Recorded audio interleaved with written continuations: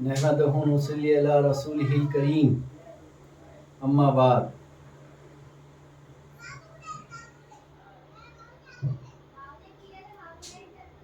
آج کا یہ میرا بیان میں اپنے پیر کامل حضرت خواجہ شیخ محمد فاروق شاہ قادری الچشتی عادل فہمی نوازی معروف فل مدظ اللہ العالی کی بارگاہ ولایت میں نظر کرتا ہوں۔ آپ اپنی کتاب لو اجالے لوٹ آئے میں ایک قول لکھتے ہیں کہ ہر لفظ دوئی سے پیدا ہوتا ہے۔ ہر لفظ، کیا لکھتے ہیں آپ؟ ہر لفظ دوئی سے پیدا ہوتا ہے۔ تو ایسا کیوں؟ آج ہم اس پر گفتگو کریں گے۔ ہر لفظ، دنیا کے تمام حرف، تمام لفظ، تمام حرف، تمام لفظ کس سے پیدا ہوتے ہیں؟ دوئی سے پیدا ہوتے ہیں۔ بہت ہی لطیف نقطہ ہے، بہت ہی لطیف، بہت ہی باریک نقطہ ہے یہ۔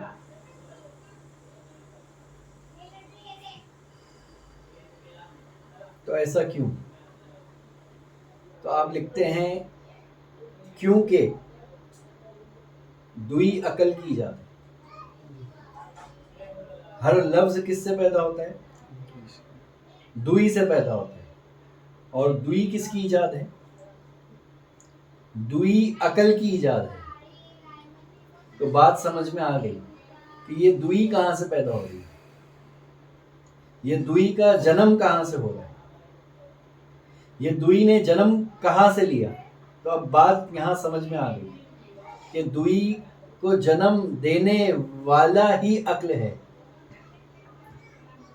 لیکن عقل تو اللہ نے دیا ہے۔ تو وہ دوئی کی طرف کس طرح لے کے جا سکتی ہے؟ عقل تو اللہ نے دیا ہے نا انسان کو۔ انسان کے وجود میں انسان کا کچھ نہیں، انسان کے وجود میں اس کا خود کچھ نہیں، جو کچھ عطا کردہ ہے وہ کیا ہے؟ اس رب کائنات کا۔ تو پھر عقل اگر دوئی کی ایجاد ہے تو سمجھنا ہوگا کہ وہ عقل نہیں جو اللہ نے عطا کی۔ یہاں بات ہو رہی ہے ناقص العقل کی۔ کس کی بات ہو رہی ہے؟ ناقص عقل کی بات ہو رہی ہے، جس کا تعلق اس کی نفس کے ساتھ ہے، جس کا تعلق اس بندے کی نفس کے ساتھ ہے۔ بہت گہرا نقطہ ہے، بہت لطیف نقطہ ہے۔ جس کا تعلق کس سے ہے؟ اس کے خود اپنی نفس امارہ کے ساتھ ہے، نفس لوامہ کے ساتھ۔ تو سمجھنا ہوگا ہم کو کہ آخر ہر لفظ کس سے پیدا ہو رہا ہے؟ دوئی سے۔ اور دوئی کا جنم دینے والا کون ہے؟ تو آپ کی عقل ہے۔ تو ایسا کیوں؟ تو ایسا اسی لیے، اور آج یہ بیان دینے کا مقصد بھی یہی ہے کہ جب میں نے یہ کتاب کا مطالعہ کرنا شروع کیا تو یہ کتاب کا پہلا ہی قول سرکار نے کیا کیا ہے؟ یہ پہلا ہی قول کہ دوئی کیا ہے؟ ہر لفظ دوئی سے پیدا ہوتا ہے۔ یہ کتاب کا پہلا ہی قول ہے۔ ہر لفظ کس سے پیدا ہوتا ہے؟ دوئی سے۔ یہ کتاب کا پہلا ہی قول ہے، اور میں نے کتاب کو بند کر دیا۔ کیا کیا میں نے؟ کیونکہ بات سمجھ میں نہیں آئی کہ ہر لفظ دوئی سے کیسے پیدا ہو رہا ہے۔ تو یہ جو قول تھا یہ میری زندگی کا ٹریگر پوائنٹ ہے، جس نے اندر سے ٹریگر کیا۔ ٹریگر سمجھتے نا؟ انقلاب برپا کیا۔ کیا کیا؟ انقلاب برپا کیا۔ ہستی کو اس نے جھنجھوڑ کر رکھ دیا اس نے کہ آخر یہ کہنے کا مطلب کیا ہے، اس کے معنی کیا ہے، اس کی گہرائی کیا ہے۔ اس کے ظاہری معنی کیا ہے، اس کا ظاہری پہلو کیا ہے، اس کا باطنی پہلو کیا ہے، اس باطن کے اندر وہ طے کیا ہے. تو یہ پیر و مرشد کا احسان ہے، اس کا فضل و کرم ہے، یہ اس کی سمجھ ہے کہ اس کی سمجھ سے وہ نقطہ سمجھ میں آیا، اس کی سمجھ سے وہ نقطہ سمجھ میں آیا. کیونکہ مرید کی سمجھ ناقص ہوتی ہے اور پیر کی سمجھ کامل ہوتی ہے. تو یہ پیری مریدی کے رشتے کو نازک نہ سمجھنا، معمولی نہ سمجھنا. یہ وہ رشتہ ہے جو ناقص کو کامل بناتا ہے. یہ وہ رشتہ ہے جو ایک ناقص کو کامل بناتا ہے اور اکمل بناتا ہے ایک ناقص کو. یہ وہ رشتہ ہے، یہ وہ نسبت ہے. تو اس کو معمولی نہ سمجھنا. تو دوئی کیا ہے؟ عقل کی ایجاد ہے. تو اب اس پر تھوڑا روشنی ڈالا جائے یا آخر کیسے. تو میں نے کہا نا، ایک ظاہری پہلو ہوتا ہے اور ایک باطنی پہلو ہوتا ہے. ہر بات کا کیا ہوتا ہے؟ ایک ظاہری پہلو ہوتا ہے اور اس کا ایک باطنی پہلو ہوتا ہے. تو ظاہری پہلو تو یہ ہے کہ ہر انسان کو اللہ رب العزت نے کیا عطا فرمایا؟ تو اس کے اعضاء کے اندر، اس کے وجود کے اندر عقل عطا فرمایا.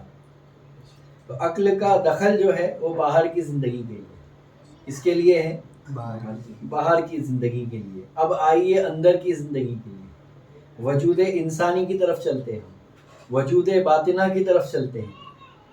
کیونکہ میں نے کہا نا، اس سے پہلے بیانات میں بھی میں نے کہا کہ یہ سفر کون سا سفر ہے؟ یہ سفر باطن ہے. ہمیں کس طرف لوٹنا ہے؟ ہمیں خود کی طرف لوٹنا ہے. کیونکہ باہر تو ہم جب سے پیدا ہوئے ہم باہر ہی ہیں. جب سے ہم پیدا ہوئے ہم باہر ہی سفر میں ہم ڈول رہے ہیں، گھوم رہے ہیں، سفر کر رہے ہیں بس. تو ایک ظاہری پہلو تھا کہ بس ناقص العقل کے ساتھ کیا کرنا، تو اس کا استعمال سیکھ لینا. کیونکہ اللہ نے دیا ہے تو بے فضول نہیں ہے، وہ بھی کارگر ہے. بس اس کے استعمال کو سمجھ لینا ہے آپ کو. پھر آتا ہے باطنی پہلو. باطن کی طرف جب ہم روشنی ڈالتے ہیں تو عقل کیا کرتی ہے کہ چیزوں کو توڑ دیتی ہے. کیا کرتی ہے؟ عقل کا جو ایک پیمانہ ہے، عقل کا ایک مزاج ہے، وہ چیزوں کو توڑتی ہے. وہ اکھنڈ نہیں دیکھتی، وہ مکمل نہیں دیکھ سکتی. اس کے اندر وہ قابلیت نہیں ہے، اس کے اندر وہ صلاحیت نہیں ہے کہ وہ اکھنڈ دیکھ سکے، وہ ایک دیکھ سکے. کیا دیکھ سکے؟ وہ ایک دیکھ سکتے. اس کے پاس وہ صلاحیت نہیں ہے. لیکن میں کس عقل کی بات کر رہا ہوں؟ میں عقل ناقص کی بات کر رہا ہوں. کس کی بات کر رہا ہوں؟ میں عقل ناقص کی بات کر رہا ہوں. کیونکہ جب تک اس کے اندر اس کی پیر کی سمجھ نہیں آتی، جب تک سما نہیں جا سکتی، جب تک وہ عقل سمائی نہیں جا سکتی، تب تک وہ کامل ہو ہی نہیں سکتی. آپ کتنی بھی کتابیں پڑھ لو، کیا پڑھ لو، آپ کتنے بھی انٹیلیجنٹ ہو جاؤ، آپ کا آئی کی لیول کہاں نہ پہنچ جائے، آئی کی لیول کس منزل پہ نہ پہنچ جائے، آپ کتنے بھی انٹیلیجنٹ کیوں نہ ہو جائے، آپ جو ہے کتنی بھی کتابیں کیوں نہ پڑھ لیں، لیکن وہ کامل نہیں ہو سکتی عقل. کیونکہ جو باہر کی جو عقل ہے نا، اس سے آپ دنیا کی ترقی تو کر سکتے ہیں، دنیا میں تو ترقی کر سکتے ہیں. اس ظاہری دنیا میں تو وہ کارگر ہوگا، اس کا استعمال وہ آپ کی ظاہری دنیا کو تو ضرور سنوارے گا، لیکن باطن کو سنوار نہیں سکتا. کس کو نہیں سنوار سکتا؟ وہ باطن میں وہ ترقی پیدا نہیں کر سکتا، وہ بدلاؤ کو نہیں لا سکتا باطن کے اندر. وہ عقل جو ناقص ہے، جس کو ہم انگلش میں انکمپلیٹ کہہ سکتے ہیں. کیا کہہ سکتے ہیں؟ انکمپلیٹ کہہ سکتے ہیں. ناقص یعنی انکمپلیٹ، ناقص یعنی انکمپلیٹ، اور کامل یعنی کمپلیٹ، اور اکمل یعنی جو خود بھی کمپلیٹ ہو اور جو دوسرے کو کمپلیٹ کرنے کی صلاحیت رکھتی. تو پیر کیا ہوتا ہے؟ خود تو کامل ہوتا ہے اپنی ذات کے ساتھ، اور وہ دوسروں کو بھی کامل کرنے کی صلاحیت رکھتی ہے. تو پیر کس مقام پر ہوتا ہے؟ تو پیر کامل و اکمل ہوتا ہے. کیا ہوتا ہے؟ کامل و اکمل ہوتا ہے. کیا ہوتا ہے وہ؟ کامل و اکمل. تو اکمل کامرانی، جو دوسروں کو بھی کیا کر سکتا ہے؟ صلاحیت رکھ سکتا ہے دوسروں کی. ارے بھائی آج ہم جو ہے اولیاء کرام کی محبت ہمارے دل میں کیوں اجاگر ہے، آخر کیا وجہ ہے؟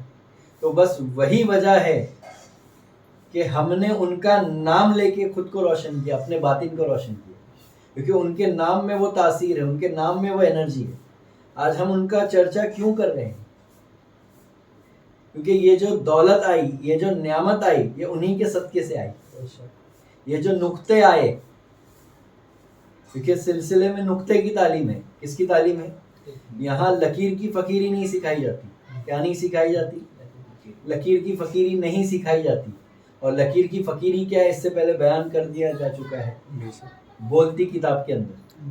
اس سے پہلا میرا جو بیان تھا بولتی کتاب، تو ہم پیر کبھی لکیر کا فقیر نہیں بننا سکھاتا، بلکہ پیر تو نقطے کی تعلیم دیتا ہے۔ پھر اس نقطے سے آپ کو کیا تحریر بنانا ہے وہ دیکھیے، آپ کیا تحریر بنانا ہے، کیا لکھنا ہے وہ لکھ دیجیے، آپ کیا تحریر کرنا ہے وہ تحریر کر دیجیے آپ۔ تو یہاں کس کی تعلیم ہے؟ یہاں نقطے کی تعلیم ہے، کیونکہ مولا علی کے پاس بھی کیا تھی؟ نقطے کی تعلیم تھی۔ تو پیر کیا لے کر آیا ہے؟ تو نقطے کی تعلیم لے کر آیا۔ تو اس میں سے ایک نقطہ کیا ہے؟ تو دوئی کس کی ایجاد ہے؟ تو عقل کی ایجاد ہے۔ کیا نقطہ ہے؟ دوئی عقل کی ایجاد ہے۔ اور عقل کیا ہے؟ تو عقل ناقص ہے، وہ کامل نہیں ہے ابھی۔ تو جو عقل ناقص کے بھروسے پہ چل پڑا ہے حقیقت کی راہ پہ، وہ کبھی کامیاب نہیں ہو سکتا۔ کیا نہیں ہو سکتا؟ وہ کبھی کامیاب نہیں ہو سکتا، وہ کبھی کامران نہیں ہو سکتا جو عقل ناقص کے بھروسے پہ چل پڑا ہے۔ تو اسی لیے پہلا ہی سبق کیا ہے؟ پیر کیا کرتا ہے؟ پیر مرید کو پہلا ہی سبق دیتا ہے زیرو مائنڈ۔ کیا بولتا ہے پیر؟ اور زیرو مائنڈ ہو جانے کا نام ہی ایمان ہے۔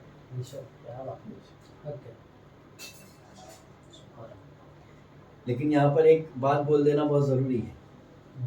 ایک ہوتی ہے اندھی تکلیف، ایک کیا ہوتی ہے؟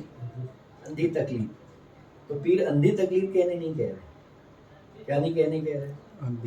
اندھی تکلیف کہنے کو نہیں کہہ رہے، کرنے کو نہیں کہہ رہے، بلکہ وہ کیا کہہ رہے؟ آپ اپنے اندر اترو اور اپنی کیفیت کو دیکھو، اپنی مزاج کو دیکھو، اپنی کیفیت کو دیکھو، آپ کے اندر تبدیلی ہو رہی ہے کہ نہیں ہو رہی ہے۔ آپ تحقیق و تصدیق کر کے دیکھو۔ کیا کر کے دیکھو؟ پیر کی باتوں کو تحقیق و تصدیق کرنا۔ کیا کرنا؟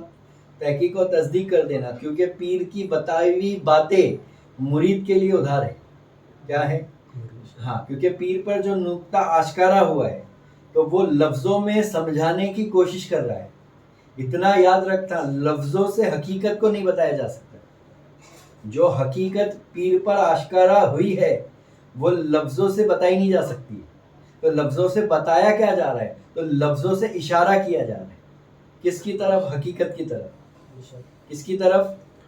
حقیقت کی طرف۔ جیسے مثال کے طور پر بات نہیں سمجھ میں آئے تو مثال دیتا ہوں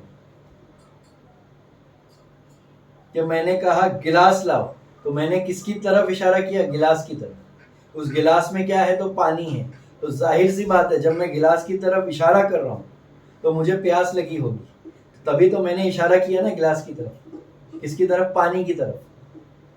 کس کی طرف اشارہ کیا میں نے؟ جب مجھے پیاس لگی تو میں نے اشارہ کیا گلاس کی طرف جس کے اندر پانی موجود ہے۔ تو میں نے اشارہ کیا لفظوں سے کہ گلاس لے کر آؤ، گلاس میں پانی لے کر آؤ۔ کیا لے کر آؤ؟ تو میں نے اشارہ کیا، تو وہ اشارہ کرنے سے پیاس بجھ گئی کیا؟ وہ اشارہ کرنے سے پیاس بجھ گئی؟ ارے وہ گلاس کے ہاتھ میں پکڑنے سے پیاس بجھ گئی۔ تو کیا کرنا ہوگا؟ اس کو پینا ہوگا۔ کیا کرنا ہوگا؟ پینا ہوگا۔ تو پیر کیا کرتا ہے؟ اس باغ میں لے کر جا رہا ہے اشارہ کر کے۔ کیا کرنا چاہ رہا ہے پیر؟ کیونکہ پھول کی خوشبو کو جو پیر نے محسوس کیا ہے وہ آپ محسوس نہیں کر سکتے، اور نہ لفظوں میں اس کو بیان کیا جا سکتا ہے۔ اس خوشبو کو، اس مٹھاس کو، اس کی حقیقت کو جو پیر پر آشکارا ہوئی ہے۔ تو پیر کیا کرنا چاہتا ہے؟ تو پیر وہی سمجھانا چاہتا ہے کہ لذت کو لفظوں میں نہیں لینا ہے بلکہ اتار لینا ہے اندر۔ تو وہ کیسے اتارنا ہے؟ تو وہ باغ کی طرف اشارہ کر رہا ہے، وہ سمندر کی طرف اشارہ کر رہا ہے کہ جو پیاسا ہے تو وہ سمندر کی طرف چلے، جس کو پھول کی خوشبو لینا ہے تو وہ باغ کی طرف چلے۔ اگر اس خوشبو کو واقعی میں سمجھنا ہے تو اسے باغ کی طرف رخ کرنا ہوگا۔ تو اسی طریقے سے اگر اللہ کی معرفت حاصل کرنا ہے، اگر اللہ پر ایمان لے کر آنا ہے، اللہ کو جاننا ہے اور اگر پہچاننا ہے تو خود پر ایمان لانا ہوگا، اور خود پر ایمان لانے کے لیے خود میں اترنا ہوگا، خود کو پانا ہوگا۔ کیا کرنا ہوگا؟ خود کو پانا ہوگا، خود میں اترنا ہوگا، خود کو سمجھنا ہوگا، خود کو جاننا ہوگا، خود کو پہچاننا ہوگا۔ تو ہم نے ابھی عقل کو ہی نہیں سمجھے، تو اس میں تو پوری کائنات کیا ہے، 18,000 عالم اس میں سمایا ہوا ہے، اور ابھی ہم نے ایک معمہ حل نہیں کی عقل کا، عقل ناقص کا۔ تو پیر کیا کرتا ہے؟ تو پیر مرید کو زیرو مائنڈ کی تعلیم عطا کرتا ہے۔ کیا عطا کرتا ہے؟ زیرو مائنڈ ہو جانا۔ کیا ہو جانا؟ Zero mind. اور صحابہ کرام کیا تھے؟ تو صحابہ کرام زیرو مائنڈ پر آ چکے تھے، اسی لیے صحابہ کرام روشن ہو گئے۔ کیا ہو گئے؟ انہوں نے آنکھ بند کر کے ایمان لے کر آیا۔ صحابہ کرام نے رسول کی ذات پر جو ہے 100% ایمان لے کر آیا۔ کتنا پرسنٹ؟ 100%، 99.99 نہیں، 100% لے کر آیا، اور وہ پار ہو گئے۔ کیا ہو گئے؟ وہ روشن ہو گئے، وہ چمک گئے۔ کیا ہو گئے؟ وہ ایمان لے کر آگے سرکار کی ذات پر، کہ سرکار نے جو کہا وہ حق ہے، اور اس کو جو ہے پریکٹیکل میں لے کر آئے۔ کیا لے کر آئے؟ سرکار کی باتوں کو انہوں نے پریکٹیکل میں لے کر آیا۔ تو اس دور میں کیا ہوا کہ انہوں نے نمازیں پڑھی، انہوں نے نمازیں پڑھی۔ کیا پڑھی؟ اصل میں انہوں نے ادا کیا، اصل میں جو سجدہ ادا کیا انہوں نے ادا کیا، وہ اصل میں سجدہ تھا۔ وہ کیا تھا؟ وہ حقیقت کا سجدہ تھا۔ اور ہم جو کر رہے ہیں وہ نقل ہے۔ کیا ہے؟ وہ ان کی نقل ہے، وہ ان کی ادا ہے۔ ہم جو کیا کر رہے ہیں؟ ہم نقل کر رہے ہیں۔ بس ہماری یہ جو ہے طلب جو ہے رہنا کہ وہ نقل سے اصل پہنچنا ہے، بس وہ نقل میں نہ رہ جانا ہے۔ کیا نہیں رہ جانا ہے؟ نقل سے کس کی طرف لوٹنا ہے؟ اصل کی طرف لوٹنا ہے، وہ حقیقت کو پا لینا ہے۔ ورنہ کیا ہوگا معلوم ہے؟ روایت میں کھو جاؤ گے۔ کس میں کھو جاؤ گے؟ روایات میں کھو جاؤ گے۔ کس میں کھو جاؤ گے؟ فارمیلٹیز کے اندر لگ جاؤ گے۔ اور جہاں عبادت فارمیلٹی بن گئی تو یاد رکھنا وہاں عقل کا دخل آ گیا۔ کیا آ گیا؟ وہاں ناقص عقل کا دخل ہے، وہاں پر آپ کی عقل عیار جو ہے کام کر رہی ہے۔ کیا کر رہی ہے؟ وہاں پر اس مقام پر آپ کی ناقص العقل جو ہے کام کر رہی ہے، یہ یاد رکھنا۔ تو بہت سنبھل کر چلنا ہے، ہوش مندی سے چلنا ہے۔ کیسا چلنا ہے آپ کو؟ ہر قدم پہ ہوش مندی کے لیے۔ اسی لیے تو ہوش مندی میں رہنے کے لیے پیر نے کیا عطا کیا؟ تو ذکر روحی عطا فرمایا۔ کیوں عطا فرمایا ذکر روحی؟ تو ہر سانس میں اس نے کیا کیا؟ کلمہ طیب کو بسا دیا، تاکہ جو ہے ہمارا جو ہوش ہے بس ہمارے دم پر رہے۔ ہر گھڑی کس پر رہے؟ ہمارا ہوش ہمارے دم پر رہے، اور اس دم میں کیا چلتا رہے؟ تو اللہ اس کے رسول کا ذکر چلتا ہے۔ تو وہ کیوں عطا کیا؟ تو اللہ پیر نے وہ کیوں عطا کیا؟ اللہ اس کے رسول کا ذکر، تو وہ ہوش میں لانے کے لیے، جس میں لانے کے لیے ہوش بیدار کرنے کے لیے کیا۔ کیا کیا؟ اسی لیے تو پیر کیا فرماتا ہے کہ ہوش در دم اور نظر بر قدم۔ یہ سفر میں اگر نکلے بھی ہو ظاہر میں تو کیسا چلنا ہے ہم کو؟ ہوش در دم نظر بر قدم، ہوش در دم نظر بر قدم۔ نظر کدھر ہونا چاہیے؟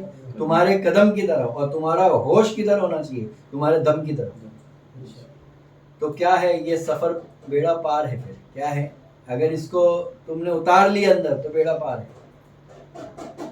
تو آئیے ہم اسی طرف لوٹتے ہیں، عقل کی طرف، عقل ناقص کی طرف۔ تو میں نے ایک صفت کیا بیان فرمایا اس کی عقل ناقص کی، کہ وہ چیزوں کو توڑ کر دیکھتی ہے۔ کیا دیکھتی ہے؟ توڑ کر دیکھتی ہے۔ جیسے ایک وقت تھا جب آدم علیہ السلام اس کائنات میں باوجود موجود نہیں تھے۔ کیا نہیں تھے؟ باوجود موجود نہیں تھے۔ یہ چاند، یہ سورج اللہ نے تخلیق نہیں فرمایا تھا، کچھ نہیں تھا۔ کیا نہیں تھا؟ کچھ نہیں تھا۔ تو کہتے ہیں کہ ایک اندھیرا تھا۔ کیا تھا؟ کہتے ہیں کہ ایک اندھیرا تھا، بولتے ہیں کہ ایک اندھیرا تھا، کچھ نہیں تھا، ظلمتیں تھی۔ کیا تھی؟ ظلمتیں تھی۔ لیکن اتنا یاد رکھنا، جہاں اندھیرا ہے وہاں روشنی ہوگی، یہ یاد رکھنا، اور جہاں روشنی ہے وہاں اندھیرا ہوگا۔ جب اندھیرا تھا تو روشنی بھی ہوگی، وہ نور بھی ہوگا کہیں نہ کہیں۔ کیا ہوگا؟ وہ نور، اس میں ضم تھا۔ کیا تھا؟ وہ نور کیا تھا؟ اسی میں ضم تھا، اور یوں کہہ لو کہ وہ نور میں وہ اندھیرا ضم تھا، یا یوں کہہ لو کہ وہ اندھیرے میں نور ضم تھا۔ تو اسی لیے کیا نقطہ ہے معلوم ہے کہ وحدت میں ہی کثرت چھپی ہوئی تھی۔ کیا چھپی ہوئی تھی؟ وحدت میں ہی کثرت چھپی ہوئی تھی، اور کثرت میں ہی وحدت ہے۔ وہ سمندر ہی سمٹ گیا تو قطرہ بن گیا۔ سمندر جب سمٹ گیا تھا تو قطرہ تھا، کیا تھا؟ جب سمندر سمٹا ہوا تھا، یہ سمندر ہے، یہ دنیا کیا ہے؟ ایک سمندر ہے۔ جب یہ سمٹا ہوا تھا تو ایک قطرہ تھا، کیا تھا؟ قطرہ تھا، لیکن اس قطرے میں کیا تھا؟ تو وہ دریا موجود تھا، ضم تھا، وہ دریا کیا تھا؟ ضم تھا۔ جیسے ہی یہ قطرے نے اپنے آپ کو پھیلایا تو کیا ہو گیا؟ سمندر ہو گیا۔ جیسے ہی یہ قطرے نے اپنے آپ کو پھیلایا وہ کیا ہو گیا؟ وہ سمندر ہو گیا۔ اور ایک وقت آئے گا جب یہ سمندر سمٹ جائے گا تو وہی قطرہ ہو جائے گا۔ تو وہ جب ہونا ہوگا تب ہوگا، لیکن اس سمندر کے اندر ہمیں غوطہ لگانا ہوگا۔ کیا ہوگا؟ اس سمندر کے اندر، اس وجود کے اندر بھی ایک سمندر ہے جو وہ باہر کے سمندر سے کنیکٹ ہے، یہ یاد رکھنا۔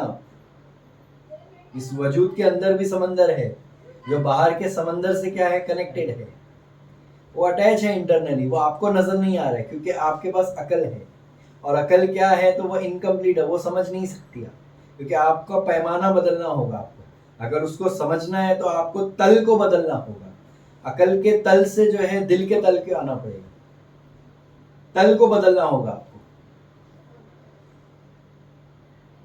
تو اپنے اندر جو سمندر ہے اس کے اندر غوطہ زن ہونا ہوگا، غوطہ لگانا ہوگا، ذکر و فکر کے منزل سے گزرنا ہوگا، مراقبے کی منزل سے گزرنا ہوگا، تب جا کر جو ہے وہ آپ جو ہے ایک تل پر آؤ گے، وہ ہے قلب کا تل۔ کیا کہتے ہیں جس کو ہم لوگ؟ دل کا تل کہتے ہیں۔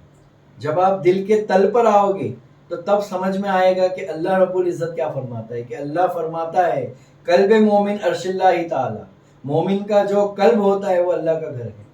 ارے جب بیت اللہ ہی کہہ دیا اس نے تو تمام کائنات کس میں سما سکتی ہے؟ تو تمام کائنات کو اگر کوئی جو ہے مقید کر سکتا ہے تو وہ مومن کا قلب ہے۔ کوئی محیط کر سکتا ہے، کوئی مقید کر سکتا ہے تو وہ مومن کا قلب ہے۔ لیکن قلب حقیقی کو بھی جاننا ہوگا، یہ گوشت کے لوتھڑے کی بات نہیں ہو رہی ہے، قلب حقیقی کی بات ہو رہی ہے۔ تو قلب حقیقی کے مقام کو کیا ہے؟ سمجھنا ہوگا، پیر سے کیا ہوگا؟ اس کا ہنر جاننا ہوگا، اس کی حقیقت کو جاننا ہوگی۔ اور یہاں علم کے ساتھ ساتھ کیا ہونا چاہیے؟ عمل ہونا چاہیے، تبھی آپ جو ہے مشاہدے کی منزل پر پہنچو گے، تبھی آپ کے اندر وہ تصدیق پیدا ہوگی۔ کیا ہوگی؟ اس سے پہلے نہیں ہو سکتا۔ خالی بات جو ہے علم تک نہ رہ جائے۔ کیا ہے؟ میرا زور کس پر ہے کہ بات خالی علم تک نہ رہ جائے بلکہ مشاہدے میں بھی آ جائے، اور مشاہدہ کرنے کے لیے کچھ عمل کرنا ہوگا جو پیر خانقاہوں میں کراتا ہے اپنے مریدوں۔ تو کچھ تو مشاہدے کے مقام سے گزرنا ہوگا۔ تو بہرے کے بولنے کا جو مقصد ہے وہ یہی ہے کہ سورج اور چاند، اندھیرا اور اجالا، دماغ نے اس کو توڑ کر دیکھ لیا۔ دماغ نے سمجھا کہ اندھیرا الگ ہے اور اجالا الگ ہے، روشنی الگ ہے اور اندھیرا الگ ہے۔ دماغ نے سمجھا کہ اچھائی الگ ہے اور برائی الگ ہے۔ دماغ نے کیا سمجھا؟ اچھائی الگ ہے اور برائی الگ ہے۔ اسی لیے کسی نے برائی کو پکڑ لیا اور کسی نے اچھائی کو پکڑ لیا۔ لیکن آپ اپنے اسٹرکچر کو دیکھو نا کہ اللہ نے آپ کو کس پر پیدا فرمایا۔ ارے اللہ نے آپ کو درمیان میں پیدا فرمایا۔ آپ دیکھو، آپ ایک طرف ہے شیطان اور ایک طرف ہے فرشتے، ایک طرف ہے اچھائی ہی اچھائی اور ایک طرف ہے برائی ہی برائی۔ آپ دیکھو دونوں کے درمیان میں کون ہے؟ آدم ہے۔ دیکھو آپ غور کر کے دیکھو، دونوں کے درمیان میں کون ہے؟ آدم ہے۔ تو آدم کیا ہے؟ تو بشر ہے نا۔ تو بشر کے معنی کیا ہوتا ہے؟ خیر و شر کا مجموعہ۔ تو ایک طرف شر ہی شر ہے اور ایک طرف خیر ہی خیر ہے، اور ادھر کیا ہے؟ خیر بھی اور شر بھی۔ کیا ہے؟ خیر بھی ہے اور شر بھی ہے۔ کیا ہے؟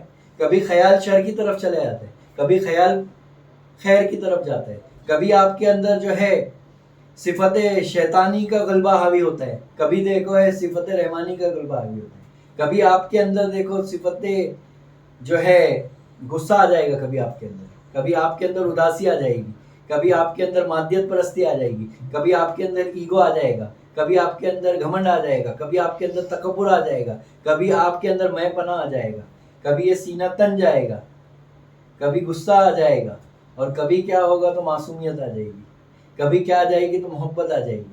تو یہ صفت کس کی ہے؟ تو دونوں صفت پر پیدا کیا نا آدم کو، لیکن فرشتوں کو وہ صفت عطا نہیں کیا۔ فرشتوں میں وہ صلاحیت نہیں ہے کہ وہ شر، ان کے اندر شر کا مادہ ہی نہیں، اور شیطان کے اندر خیر کا مادہ ہی نہیں، لیکن تم کو کہاں رکھا؟ درمیان میں رکھا۔ لیکن یہ مقام انسان نہیں ہے۔ کیا نہیں ہے؟ یہ مقام انسان نہیں ہے، مقام انسان اس سے بالا تر ہے۔ کیا ہے؟ مقام انسان اس سے کیا ہے؟ بالا تر ہے، وہ علوی چیز ہے۔ کیا ہے وہ؟ علوی چیز ہے۔ اب نیچے کیوں کھینچ رہا ہے؟ تو اللہ نے انسان کو کیا کیا؟ تو ایک وجود عطا فرمایا، وجود ظاہری۔ کیا عطا فرمایا؟ جس کو ہم جسم کہتے ہیں۔ کیا کہتے ہیں؟ جسم، جسم کہتے ہیں۔ اور اس کے اندر کیا عطا فرمایا؟ تو اپنی روح عطا فرمایا۔ کیا فرمایا؟ اپنی روح عطا فرمایا۔ تو دیکھو آپ کے اندر ایک ایسی چیز ہے جس کا تعلق جو ہے عالم خلق سے ہے، جس کا تعلق جو ہے مادیت سے، جس کا تعلق نفسانیت سے، اور ایک ایسی چیز عطا فرمایا جس کا تعلق جو ہے عالم ارواح سے ہے، جس کا تعلق جو ہے عرش سے ہے، جس کا تعلق بلندی سے ہے، جس کا تعلق کس سے ہے؟ تو خود اللہ سے ہے، وہ ہے روح۔ اسی لیے دیکھو کبھی جو ہے آپ کے اوپر جسم حاوی ہو رہا ہے تو آپ جو ہے کھینچے چلے جا رہے ہو دنیا کی طرف، آپ جو کھینچے چلے جا رہے ہو مادیت کی طرف، آپ جو کھینچے چلے جا رہے ہو شر کی طرف، اور کبھی جو ہے آپ کے اندر کیا کیفیت آ رہی ہے؟ تو آپ جو ہے ورا الورا جا رہے ہو، کبھی کیا ہو رہا ہے؟ ورا الورا ہو جا رہے ہو۔ اب پیر کیا چاہتا ہے؟ اب پیر یہ چاہتا ہے کہ مرید جو ہے دماغ کے تل سے جو ہے وہ قلب کے تل پر آ جائے، اور جب قلب کے تل پر آ جائے تو خود اس کے اندر وہ بدلاؤ کو محسوس کرے۔ اس لیے تو میرے سرکار دو جہاں صلی اللہ علیہ وسلم فرماتے ہیں کہ اللہ کی جو معرفت حاصل کرنا ہے تو اس کو ذات میں تلاش نہیں کرنا بلکہ صفات میں تلاش کرنا ہے۔ تو وہ ذات کدھر ہے؟ تو انسان کا پتہ ہی خدا کا پتہ ہے۔ اس لیے اولیاء کرام نے تو اپنا کنکلوژن دے چکے ہیں۔ کیا دے چکے ہیں؟ اپنا نچوڑ دیکھے گئے ہیں سرکاروں نے، اولیاء کرام نے اپنا نچوڑ بتا کے گئے کہ من عرفہ نفسہ فقد عرفہ ربہ، تو خود کی پہچان میں اس کی پہچان چھپی ہوئی ہے۔ تو انسان کون ہے؟ تو انسان اس کا پتہ ہے۔ تو غوث پاک فرما کیا رہے؟ تو غوث پاک بھی تو یہی فرما رہے ہیں نا کہ انسان میرا بھید ہے، میں اس کا بھیدی ہوں، انسان میرا بھید ہے، میں اس کا بھیدی ہوں، انسان میرا راز ہے، میں اس کا راز ہوں، میرا راز، میں اس کا رازدار ہوں۔ تو انسان میرا پتہ ہے اور میں اس کا پتہ ہوں۔ کیا ہے؟ اس کائنات میں کوئی پتہ ہے تو وہ صرف انسان ہے، لیکن انسان ہے، کون ہے؟ انسان، کیونکہ انسان کو میسر نہیں انسان ہونا، انسان کو میسر نہیں انسان ہونا۔ اگر انسان بن گئے تو سمجھنا ولایت کے پر فائز ہو گئے۔ ابھی ہم لوگ انسان نہیں بنے۔ کیا نہیں بنے؟ کیونکہ کسی لکھنے والے نے کسی مقام سے لکھا ہے کہ جب سے سنا ہے کہ یار لباس بشر میں ہے تب سے آدمی کچھ اور ہماری نظر میں ہے، تب سے انسان کچھ اور ہماری نظر میں ہے۔ لیکن اگر ہم انسان ہو گئے تو کچھ اور بات ہے۔ ہم کو کیا بننا ہے؟ ہم کو کچھ نہیں بننا ہے، ہم جو ہے وہی بن جانا ہے۔ ہم جو نہیں ہیں ہم وہ بن کے گھوم رہے۔ مسئلہ کہاں اٹک رہا ہے؟ معاملہ خراب کہاں ہو رہا ہے؟ ہم جو نہیں ہیں ہم وہ بننے کی کوشش میں ہیں۔ ہم جو نہیں پا سکتے ہم وہ پانا چاہتے ہیں۔ ہم دنیا پانا چاہتے ہیں۔ ہم کیا پانا چاہتے ہیں؟ دنیا کیا ہے معلوم؟ خواجہ غریب نواز فرماتے ہیں کہ دنیا وہ ہے جس کو پایا نہیں جا سکتا۔ دنیا کیا ہے؟ جس کو پایا نہیں جا سکتا، اور اللہ وہ ہے جس کو کھویا نہیں جا سکتا۔ تو ہم پانا کیا چاہتے ہیں معلوم ہے؟ ہم دنیا کو پانا چاہتے ہیں۔ تو یہ جو پانے کی خواہش ہے وہ نفسانی خواہش ہے۔ ہاں، یہ کیا ہے؟ نفسانی خواہشات ہے۔ تو میں نے کہا نا کہ نفس کا سیدھا سیدھا تعلق کس سے ہے؟ عقل ناقص سے ہے، اور وہی جو ہے دوئی کا جنم لے کر آ رہی ہے، اور ہم جو ہے دوئی میں جی رہے ہیں۔ ہر جینے والا انسان دوئی میں جی رہا ہے۔ اور شریعت نے اس کے اوپر بہت سخت قلم اٹھایا ہے، بہت سخت قلم اٹھایا ہے. میں نے کہا نا بہت لطیف نقطہ ہے، بہت ہی پیارا نقطہ ہے. یہ جو نقطہ ہے نا، یہی جو ہے انقلاب برپا فرمایا ہماری زندگی کے اندر، کہ دوئی جو ہے نا عین شرک ہے. دوئی جو ہے عین شرک ہے. دوئی کی معافی نہیں. کیا نہیں؟ اللہ کے نزدیک کس کی معافی نہیں ہے؟ دوئی کی معافی نہیں ہے. اور ہر انسان کس کے اوپر جی رہا ہے، وہ آپ جو ہے اپنا محاسبہ خود کرے کہ آپ کتنی دوئی میں ہیں. وہ آپ اپنا محاسبہ خود کرے. کیا کرے؟ اپنا محاسبہ خود کرنا، اپنا معائنہ خود کرنا، پیر کو اپنا آئینہ بنانا، تبھی معائنہ کر سکتے، ورنہ نہیں کر سکتے. ورنہ آپ دوسروں کا معائنہ کرتے رہو گے پوری زندگی میں. اس لیے کہتے ہیں کہ کسی پیر کامل کا دامن تھام لیے تو پھر وہ آئینہ بن جائے گا. پھر تم کو جو ہے اس میں اپنی صورت نظر آئے گی، پھر اپنا باطن نظر آئے گا. ورنہ جب تک کسی پر بکے نہیں ہو آپ ہاتھ پر، تو یہ یاد رکھنا آپ دوسروں کو آزماتے رہو گے، دوسروں کو ناپتے رہو گے. کیا رہو گے؟ دوسروں کو ناپتے رہو گے، دوسروں کو آزماتے رہو گے، اور دوسروں کو جو ہے تولتے رہو گے آپ، اور خود کو بھولے ہوئے رہو گے. اور جو خود کو بھولا وہ خدا کو بھولا، جو خود کو بھولا وہ خدا کو بھولا. تو بہر کیف دوئی عقل کی ایجاد ہے، اور عقل ناقص ہے، عقل چیزوں کو توڑ کر دیکھتی ہے. تو میں نے یہی کہنا چاہ رہا تھا کہ ظاہر اور باطن، جسم اور روح. تو روح جو ہے محتاج ہے جسم کی، اور جسم محتاج ہے روح کا. جب تک آدم علیہ السلام کے پتلے میں روح نہ تھی تو وہ کیا تھا؟ تو وہ بے جا تھا. کیا تھا؟ اس میں کوئی حرکت نہیں تھی. اور جب یہی روح کسی آدمی میں سے نکل جاتی ہے تو اس کا جسم کیا ہو جاتا ہے؟ تو بے جان ہو جاتا ہے. کیا ہو جاتا ہے؟ بے جان. تو پتہ کیا چلا کہ جسم محتاج ہے روح کی، اور روح محتاج ہے جسم کی. اب روح کس طرح محتاج ہے جسم کی؟ ارے بھائی یہ جسم آیا تو حرکت آئی نا، تو پتہ چلا نا کہ روح بھی کوئی شے ہے، کہ جسم کو حرکت روح سے ہے. جسم کو حرکت روح سے. اگر جسم نہ ہوتا تو کیا ہم کو روح نظر آتی؟ اگر یہ جسم اللہ پیدا ہی نہیں کرتا تو کیا ہم کو وہ روحیں نظر آتی؟ کیا وہ روحیں سمجھ میں آتی؟ کیا ہماری عقل میں سماتی؟ تو عقل جو ہے پہلا تل ہے. کیا ہے؟ عقل پہلا تل ہے. عقل ایسے ہی نہیں دیا اللہ نے، شروعات عقل سے ہی ہوگی. ہر پیدا ہونے والا بچہ جو ہے نفس پر پیدا ہوتا ہے. کیا ہوتا ہے؟ نفس لے کر پیدا ہوتا ہے. اس کا تعلق عقل سے ہوتا ہے. تو شروعات عقل سے ہوگی، لیکن اختتام عقل پہ نہ ہو. کیا نہ ہو؟ انجام آخرت آخر عقل پہ نہ ہونا. آخر کس کے تل پر ہونا؟ تو روح کے تل پہ ہونا. تو یہ سفر شروع تو عقل سے ہو رہا ہے، لیکن ہم کو جو ہے اب بلندی کی طرف چلنا ہے. کس کی طرف چلنا ہے؟ بلندی کی طرف چلنا. اور اتنا یاد رکھنا، اونچائی پہ چڑھنا تھوڑا مشکل ہے. اونچائی پہ چڑھنے کے لیے محنت چاہیے، اونچائی پہ چڑھنے کے لیے ہمت چاہیے، اونچائی پہ چڑھنے کے لیے طاقت چاہیے. تو پیر وہ طاقت عطا فرماتا ہے، پیر وہ ہمت عطا فرماتا ہے. یا یوں کہہ لو کہ جو عاشق ہوتے ہیں ان کی ہمت ہی پیر ہوتے ہیں. جو عاشق ہوتے ہیں ان کی ہمت ہی جو ہے، ان کی طاقت ہی پیر ہوتا ہے. وہ عطا تو بعد میں کرتا ہے، ان کے لیے تو وہ خود سراپا ہوتے ہیں. کیا ہوتے ہیں؟ وہ تو سراپا ہوتے ہیں. وہ عاشقوں کی بات ہے. کس کی بات ہے؟ وہ عاشقوں کی. وہ اونچا مقام ہے، وہ قلب کا مقام ہے. کس کا مقام ہے؟ ہاں، جو قلب کے تل پہ آ چکے ہیں. تو سفر در سفر ہے یہاں پر. تو کیسا سفر ہے؟ تو شروعات تو عقل سے ہو رہی، اس سے انکار نہیں ہے، لیکن کس کی طرف چلنا ہے؟ قلب کی طرف. اور قلب سے جو ہے روح کی طرف اترنا ہے. تبھی جو ہے وہ بلندی عطا ہو سکتی ہے، ورنہ اس سے پہلے نہیں عطا ہو سکتی. تو بولنے کا مقصد ایک مثال دے کے جو میں اپنی بات کو جو ہے ختم کرتا ہوں، تو وہ مثال اس طرح ہے کہ سورج نے ہی جو ہے چاند کو پیدا فرمایا، اور چاند نے ہی سورج کو پیدا فرمایا. سورج نے ہی چاند کا جنم دیا ہے، اور چاند نے ہی سورج کا جنم دیا ہے. اجالے نے ہی اندھیرے کا جنم دیا ہے، اور اندھیرے نے ہی اجالے کو جنم دیا ہے. یا یوں کہہ لو کہ دونوں ایک ہی ہیں. اب کیسے؟ تو ایک بہترین مثال ہے، اس کو سمجھیے. اس کی مثال ایسی ہے کہ جب سورج نکلتا ہے تو کیا ہوتی ہے؟ روشنی ہوتی ہے. کیا ہوتی ہے؟ روشنی ہوتی ہے. تو جب وہ روشنی دروازے سے اندر داخل ہوتی ہے تو پورے گھر کو کیا کرتی ہے؟ روشن کرتی ہے. لیکن جب وہی روشنی کے سامنے کوئی مادی چیز لے کر آ جاؤ، کیا لے کر آ جاؤ؟ مادی چیز لے کے جاؤ. اور جو پڑھے لکھے ہیں وہ سائنسی پہلو سے آسانی سے سمجھ سکتے ہیں کہ اگر کسی روشنی کے سامنے اگر آپ مادی چیزوں کو لے کر آگے، کسی آبجیکٹ کو لے کر آگے، اس کو لے کر آگے آبجیکٹ کو، یا خود آپ دیکھو، آپ انسان کو کھڑا کر دو سورج کی روشنی کے سامنے، اس کے پیچھے آپ دیکھو گے نا تو اندھیرا نظر آئے گا. کیا نظر آئے گا؟ جس کو آپ سایہ کہتے ہیں. کیا کہتے ہیں؟ تو سائے کی ڈیفینیشن کیا ہے؟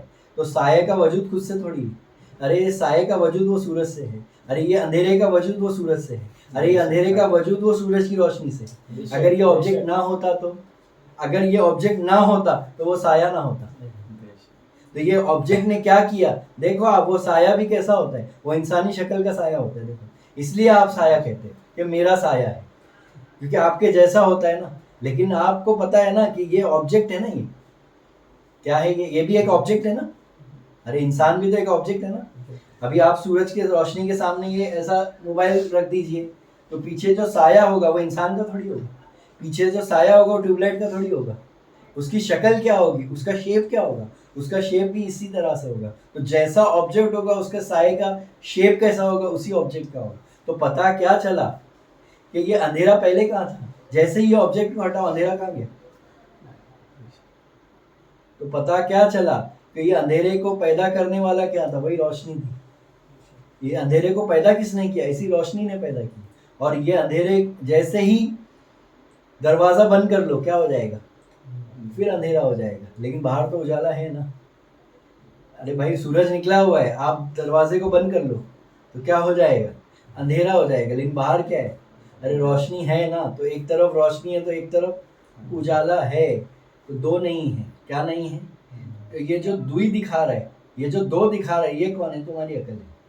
کون ہے؟ اگر اس کے بھروسے پہ رہو گے تو ہمیشہ دوئی میں رہو گے. وحدت کو پا نہیں سکتے، اللہ کی توحید کو سمجھ نہیں سکتے.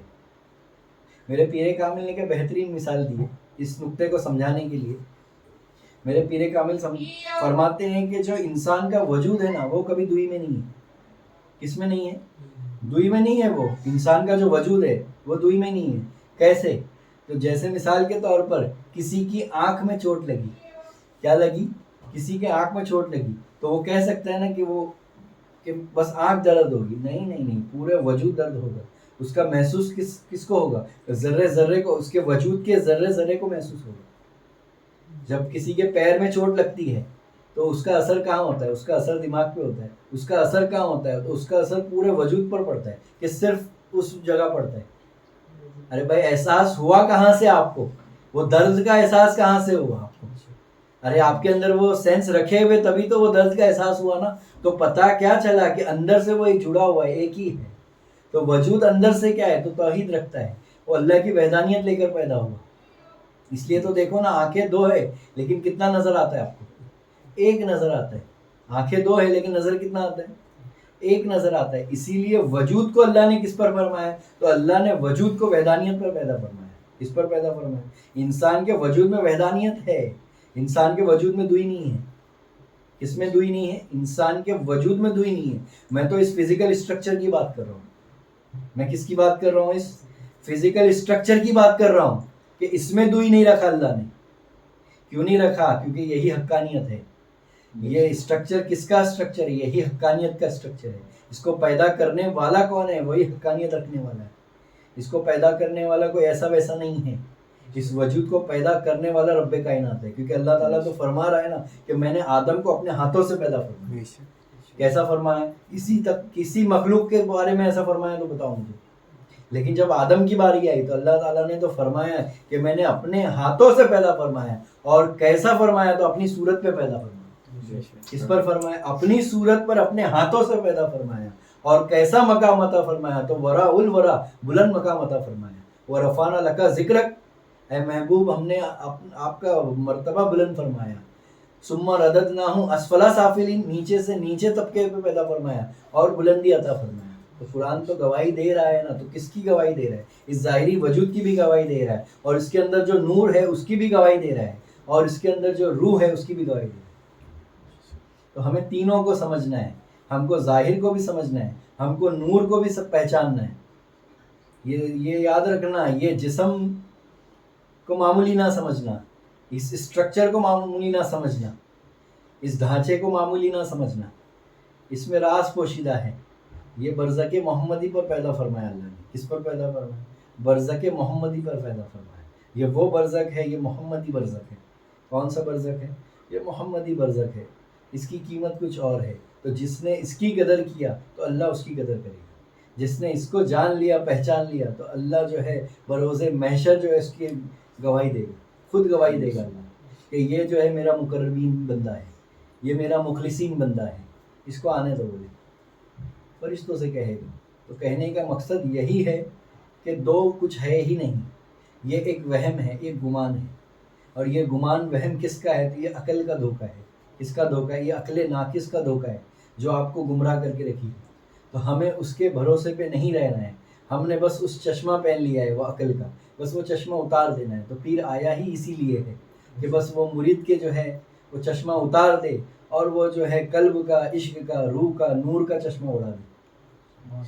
تو مولا جو ہے ہم سمجھ کو پیر کی سمجھ عطا فرمائے. وآخر دعوانا الحمدللہ رب العالمین.